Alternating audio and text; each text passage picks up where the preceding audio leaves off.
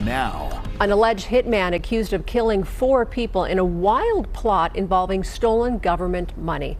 Good evening, I'm Denise Valdez. I'm Brian Loftus. It is a story our 8 News Now investigators broke. Our own David Charnes here now live in studio with what his sources are saying. David, you've dug up more now about this man.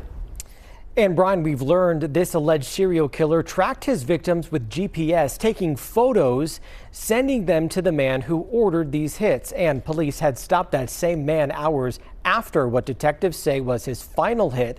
But the trooper that stopped him left him with a warning. Good morning, sir. 40-year-old Michael Coleman appears before a judge once again on 3 new charges of open murder. Coleman accused of working as a hitman on behalf of a gang leader, killing 3 men and 1 woman as part of a scheme to steal money from the federal government. And if Coleman couldn't get to the target of who owed them specifically the money, he would target their family members. That violence spanning 2 years and 4 homicides. The first in May 2021 outside this Pep Boys. A 49-year-old man is shot and killed while working on his car. Detectives say Coleman took a photo of his victim minutes before. November 2021. A 39-year-old man is shot and killed inside this teriyaki madness. Detectives believe GPS trackers led Coleman to that victim. November 2022. A 57-year-old shot outside his home while working on a car. Documents the 8 News Now investigators obtained revealing 2 of that victim's family members received tens of thousands in PPP money for businesses that didn't exist.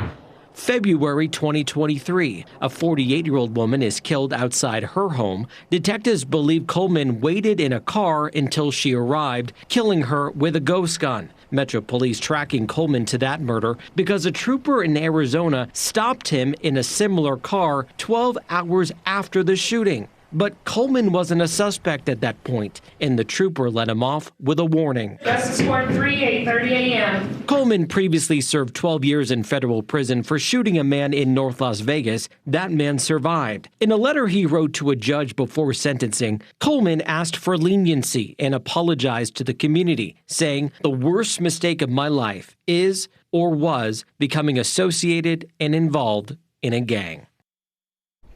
And all this is gang related. The person police say ordered these hits was himself murdered this past May. Again, gang violence.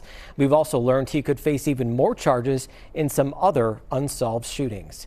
I'm David Charnes, 8 News Now.